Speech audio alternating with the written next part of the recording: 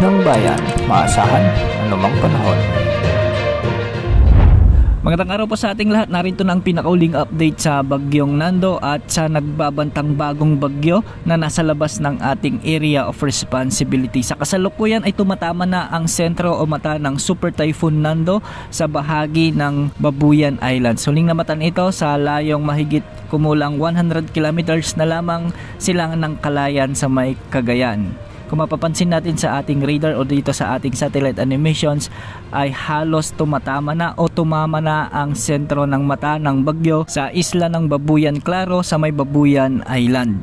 Napanatili ng bagyo ang kanyang lakas at ngayon ay taglay pa rin ang napakalakas na hangin na umaabot sa 215 km per hour malapit sa gitna at pagbugsong umaabot sa 265 km per hour.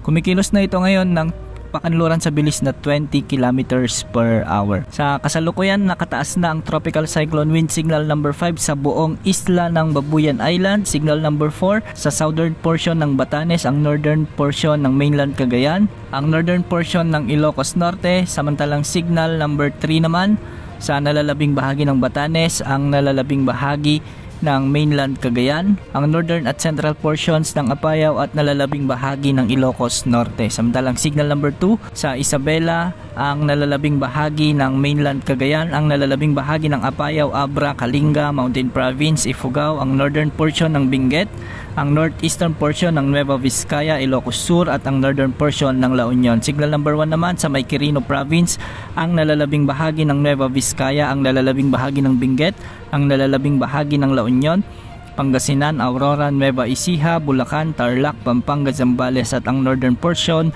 ng Quezon Province kasama na ang Polillo Island. Sa mga susunod na oras ay magpapatuloy ang pagkilos ng bagyo at inaasang tatawirin pa rin nito ang mga isla ng Babuyan ngayong araw. Base sa forecast track ng Pag-asa, magpapatuloy ang pagkilos ng bagyo bilang super typhoon bago ito makalabas sa ating area of responsibility bukas ng umaga. Inaasang mapampanatili ng bagyo ang kanyang super typhoon category hanggang sa araw ng Miyerkules bago ito tumama naman sa bahagi ng southern China. Sa kasalukuyan, maraming lugar na ang nakakaranas ng malalakas na pagbugso ng hangin at matitinding pagbuhos ng ulan dulot ng bagyong Nando. Ilan sa mga lugar na nakakaranas na ng mga matitinding pagbuhos ng ulan ngayon, ang mga isla ng Batanes, sa may Babuyan, Cagayan, Apayao, Ilocos Norte, Abra at Ilocos Sur.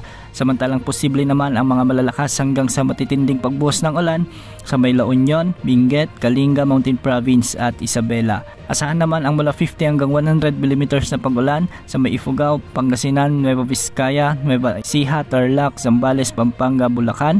Meron ding mga pag-ulan dulot ng habagat sa Zambales, Pampanga, Bulacan, Palawan, Oriental Mindoro, Occidental Mindoro, Batangas, Cavite at Metro Manila. Samantala, nagbabanta namang pumasok sa ating area of responsibility ang potensyal na bagyong Opong sa mga susunod na oras o araw. Sa ngayon ay nasa katamtaman ng tsansa nitong lumakas bilang bagyo at kung makikita natin sa ating forecast animation ay sa araw ng Miyerkules ay nasa silangan na ito ng Eastern Visayas. Sa araw ng Huwebes ay lalapit pa ito at nasa silangan na ito ng Bicol Region.